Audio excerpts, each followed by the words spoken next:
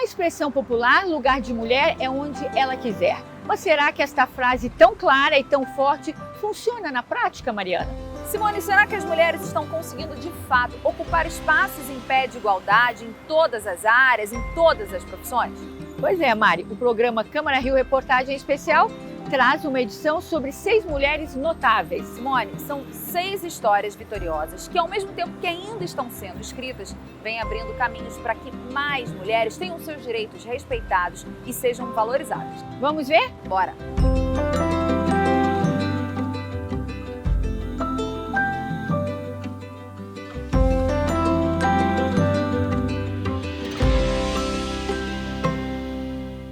Eu sou Gunnar Azevedo e Silva, sou professora titular aqui do Instituto de Medicina Social. Eu sou Jaciana Melquides, tenho 39 anos. Meu nome é Camila Camilo, sou cria do território da Maré, Tijolinho. Eu venho de uma origem muito humilde, eu sou filha de uma diarista e de um pedreiro.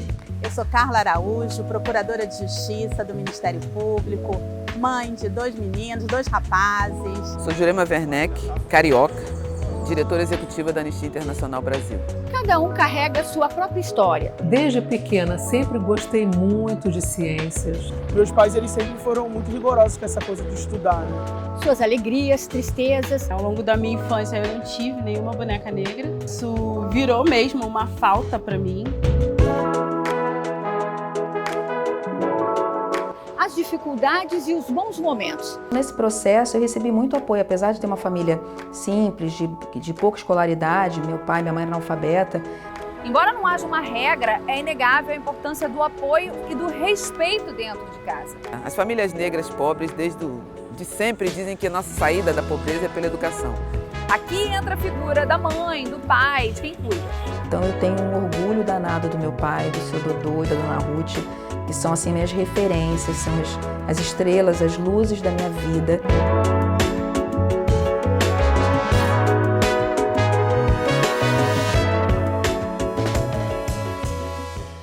Gunnar Azevedo e Silva é professora do Instituto de Medicina Social na UERJ.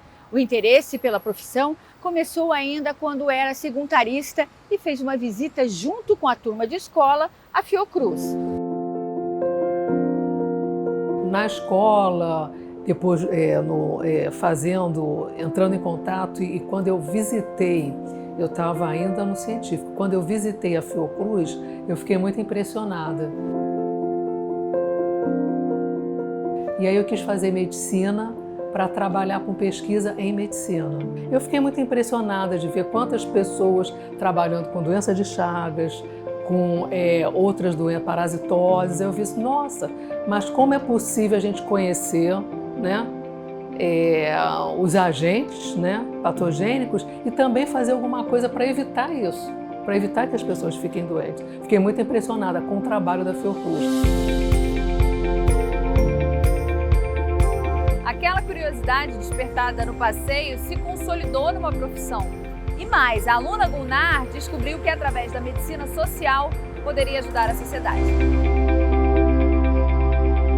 Eu estudei medicina aqui na UERJ. Quando eu entrei para a medicina, eu comecei a me interessar pelas cadeiras ligadas a laboratório, microbiologia. Mas quando eu conheci a área de medicina social, que hoje a gente chama de saúde coletiva, aí eu achei que eu poderia contribuir mais sendo sanitarista.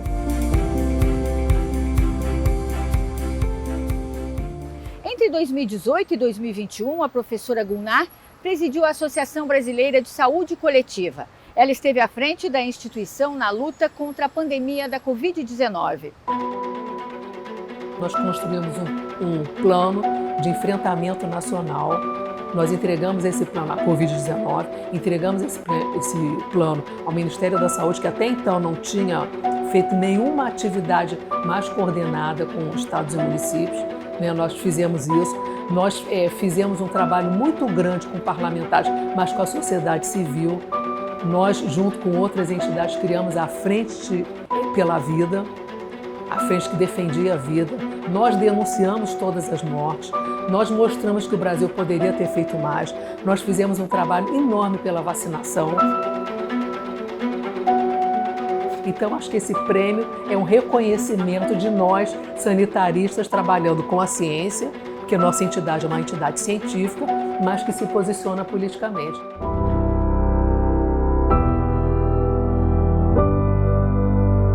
Em 2022, a Sociedade Brasileira para o Progresso da Ciência premiou mulheres cientistas que tenham prestado serviços relevantes. E a professora foi a pesquisadora premiada. Foi super importante receber esse prêmio da SBPC. Eu fiquei assim, muito honrada com isso. Foram 3 mulheres que receberam, uma de áreas humanas e sociais, né? Outra de área, a minha, né? O prêmio para ciências biológicas e saúde, e um prêmio para a área tecnológica. Foram 3 cientistas, né, que receberam.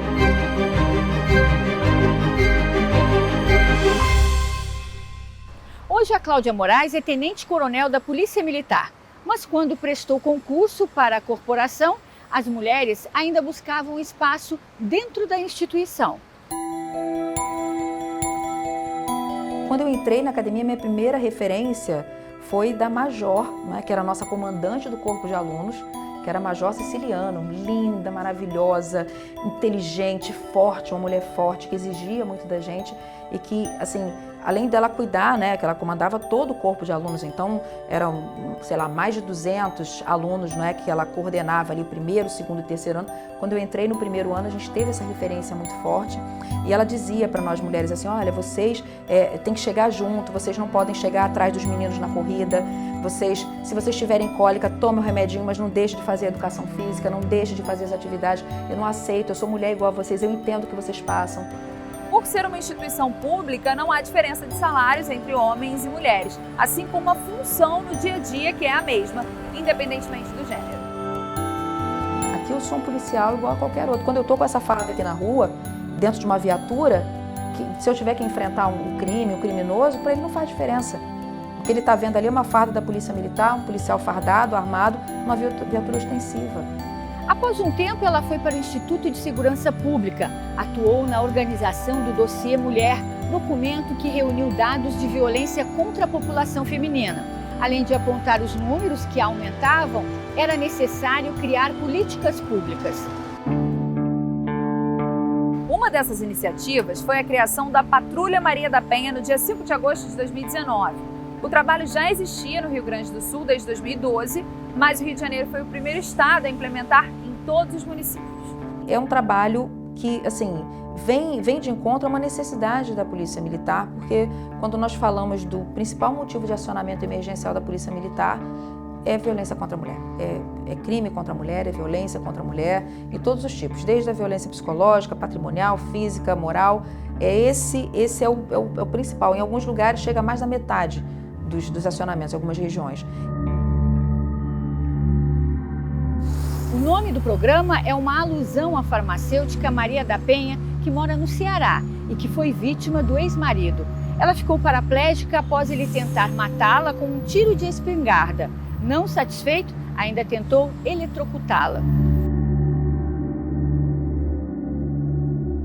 No momento que a mulher vai na delegacia denunciar uma violência sofrida, ela é ofertado para ela a medida protetiva. E aí, independente do processo, do julgamento, ela já consegue receber aquela medida protetiva em até 48 horas. Então isso é muito importante para cessar a violência.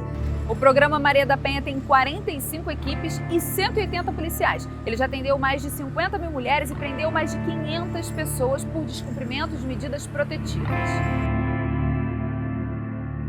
Pela coordenação do programa Maria da Penha, a tenente-coronel Cláudia Moraes recebeu em 2020 o Prêmio Espírito Público, que reconhece o trabalho de servidores.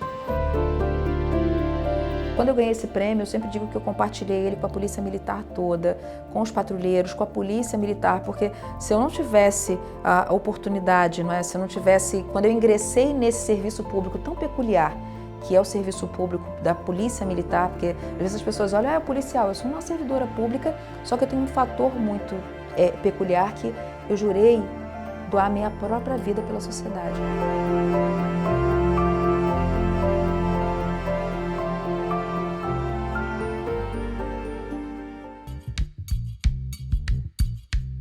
Em casa eu sempre ouvi que eu tinha que estudar para ser alguém na vida, né? Isso tudo. E aí, num determinado momento, eu fiz uma coisa que parecia impossível para aquela realidade que eu vivi, que foi passar no vestibular e entrar na UFRJ.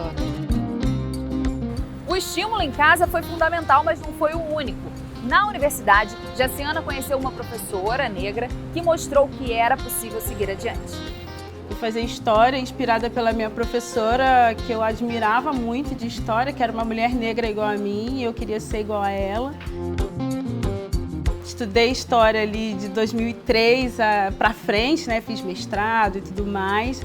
E essa trajetória dentro da universidade fez com que eu me desse conta de várias questões que perpassaram ao longo da minha vida e que eu não percebia, né? Eu me descobri uma mulher negra, entendi quais questões me afetavam ao longo da vida e percebi que falar sobre isso era uma coisa muito importante a se fazer dentro das escolas. Depois de formada, Jaciana criou em 2013 o projeto Era Uma Vez o Mundo. A ideia era desenvolver bonecas negras. Daí surgiu Dandara, que foi uma guerreira, companheira de Zumbi e foi muito importante na luta contra a escravidão. Com o passar do tempo, a gente casou, a gente engravidou e a questão racial se instalou na nossa casa, que é qual tipo de referência a gente vai deixar para o nosso filho. A ideia de Jaciana virou um projeto em parceria com a Secretaria Municipal de Educação, um ponto positivo para uma luta antiga que é o ensino da história afro-brasileira nas escolas do Rio. Durante a entrevista, Jaciana foi surpreendida com a visita da mãe. Mas o que era para ser uma simples visita virou mais um capítulo dessa história que envolve amor e agradecimento. Ela ficava acordada a noite inteira do meu lado na mesa, eu estudando, para eu não ficar sozinha, para eu não ficar com sono. Ela ficava ali sentada, passava café para mim e para ela, me olhando estudar, para eu não desistir de fazer o que eu tinha que fazer. Então, se eu tô aqui, eu não tô sozinha. Se eu cheguei aqui, eu não cheguei sozinha.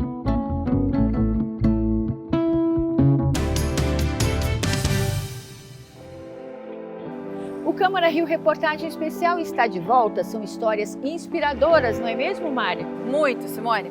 A gente agora vai mostrar mais mulheres que se destacaram por seus trabalhos e que se transformaram em símbolos para todas nós. Existe um tempo para cada coisa, tem para estudar, ou para brincar, ou para sair. E aí isso hoje reflete muito no meu trabalho, né? Que não é que eu cobro, né? Mas é que eu proponho para as crianças, né? A gente tem direito a tudo, mas também quais os nossos deveres, né? Então meu dever naquela época era estudar. Então a gente foi criando essas outras possibilidades, né? Essas oportunidades estão surgindo no Complexo da Maré, que reúne 16 favelas. Mais de 140 mil pessoas moram na região. É falar desse desejo que é poder explorar a cidade, não só Maré, mas também o Rio de Janeiro, né? E quando eu falo da cidade de Maré, é que a Maré, dentro de um contexto, né, cultural, social, ela é uma cidade, né, que muitas das vezes não é conhecida, não é reconhecida, e esse é o trabalho que a gente faz o tempo inteiro. A Maré, ela é uma cidade, assim como a cidade do Rio de Janeiro. Psicóloga, fotógrafa, comunicadora, ativista social. Essa é a Camila Camilo. Moradora da Maré, ela criou em 2019 o projeto Crias do Tijolinho. A ideia surgiu a partir de um caminho que ela fazia diariamente de casa para a universidade. Eu encontrava muitas crianças nas ruas, né? E aí eu comecei a registrar. E aí dentro desses registros, em outubro eu comecei a pensar na possibilidade de fazer homenagem para as crianças. E aí eu peguei 16 imagens até chegar o dia, 12 imagens, até chegar o dia das crianças, do dia 1º ao dia 12, e eu fui publicando uma imagem por vez. E aí eu contava o que significava aquelas imagens e falava do cotidiano da criança favelada. O projeto já atendeu 70 famílias. A nossa equipe foi acompanhar uma visita cultural ao Cristo Redentor e percebeu que a Camila se descobriu. Rayane! Aqui, ó, pra foto. Cadê você, rapaz? Vem fazer foto sua, subiu. Gente, como ser humano, a gente às vezes não acredita na nossa capacidade, né? E hoje eu já consigo entender isso com um olhar também de afeto para mim, para minha história, para minha trajetória, como isso começa, né? Isso tudo, eu não canso de dizer que tudo isso começa com muito afeto, né? E hoje ele acontece no coletivo, não faz sentido, né, as crias do tijolinho existir se não for no coletivo, não faz sentido mulheres do tijolinho nascer se não é pelo coletivo, né? E aí também não faz sentido a Camila existir e trabalhar sozinha.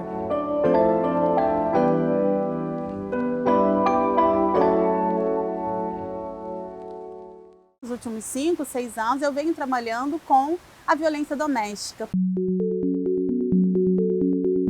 Aqui eu sinto, e é pessoal, que eu posso fazer a diferença na vida daquela mulher que está no processo. Então eu não vejo uma pilha de processo, não vejo números, eu vejo individualmente cada mulher.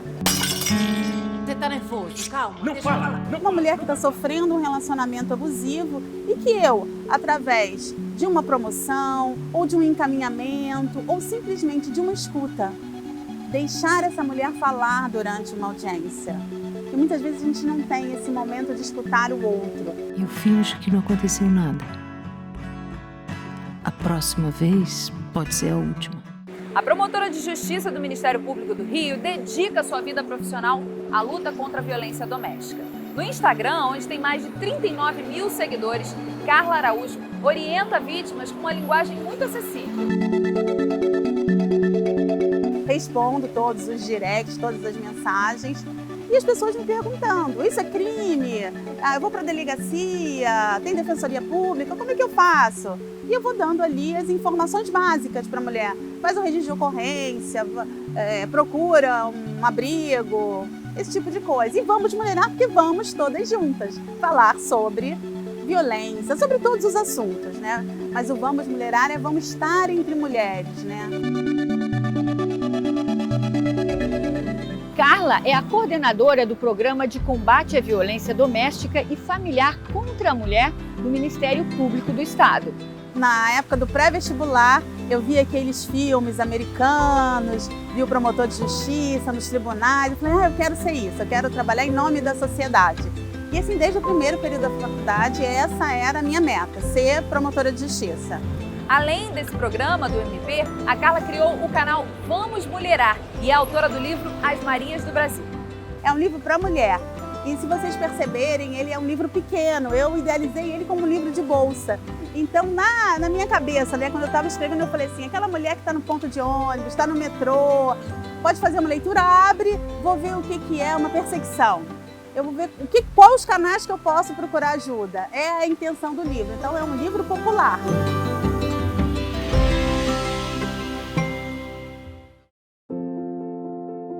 Uma menina que adorava desenhar e cantar, mas que não se adaptava à metodologia de ensino da escola. Para aprender a matéria, fazia desenhos com uma caneta de 4 cores que ganhou. Foi ainda criança que, neste ambiente escolar, ela foi vítima pela primeira vez de um ato racista. E o ambiente escolar, para mim, para a maioria das crianças negras, é onde a gente experimenta a crueldade do racismo de forma concreta, interpessoal. Então foi na escola, aos 6 anos de idade, que eu vivi meu primeiro episódio de racismo, que foi um coleguinha, Zé Carlos, né? A gente tinha que dançar na festa caipira, né? Aquelas danças da festa caipira, e o Zé Carlos, que era um menino branco, se recusou a ser meu par. Zé Carlos colocou um prego na mão, porque a professora obrigava a gente a dançar de mão dada. E nos ensaios ele colocou um preguinho na mão para ele não ter que encostar em mim. A Faculdade de Medicina até hoje é majoritariamente branca, né? Um lugar reservado às elites. E eu andava pela faculdade, as pessoas me paravam no corredor perguntando quem eu era, o que eu estava fazendo ali, não é? E eu sempre dizia, eu estudo aqui. E eu tive que, durante muito tempo eu tive que dizer que eu estudava ali, não é? Porque eu era um corpo estranho, literalmente, naquele ambiente. Formada em medicina, Jurema começou a atuar em comunidades. Essa experiência foi fundamental para, em 92, ela criar a ONG Crioula, que tinha como objetivo garantir o acesso à saúde das mulheres negras. Uma das coisas mais bonitas que eu herdei das mulheres negras é essa vontade de mudar o mundo, de achar que um dia pode ser melhor, né? A gente que vem de favela enxerga desgraça em tudo quanto é lugar, vive desgraça toda hora. Veja, e poder conservar essa chama de que, vendo isso, vivendo as tragédias, né? Não digo só as tragédias pessoais, as tragédias tão perto da gente, que a gente queira continuar a mudar o mundo, essa é a minha ambição. Em janeiro de 2017, ela assumiu a diretoria executiva da Anistia Internacional. 6 anos depois, os desafios ainda persistem. Um deles é a defesa de uma política antirracista. A porta de entrada do enfrentamento à violência e do assassinato de jovens negros eram duas. Diretamente no tema, o assassinato, o homicídio, trabalhar com jovens negros vivos, trabalhar com as autoridades, trabalhar com a polícia para mudar protocolos, autoridades para criar políticas, etc, etc, o que a gente faz até hoje. E outro era através das mulheres.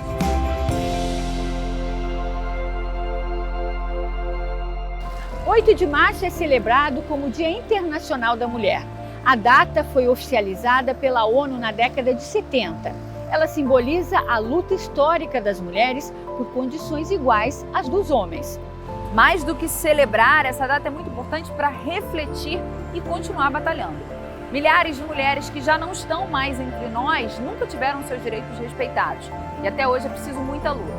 A escritora nigeriana Chimamanda Ngozi Adichie diz que se uma humanidade inteira de mulheres não faz parte da cultura, então temos que mudar a nossa cultura. Graças a Deus, as mulheres fizeram um trabalho muito importante, né? Pela defesa do espaço, pela defesa de conquistar, né, um direito igual ao dos homens. E eu sinto muito orgulho de poder fazer parte desse grupo que todo dia acredita que é possível transformar. O que me impulsiona muitas das vezes a estar aqui é olhar para trás, né? Da onde eu vim, para onde eu vou, o que eu quero.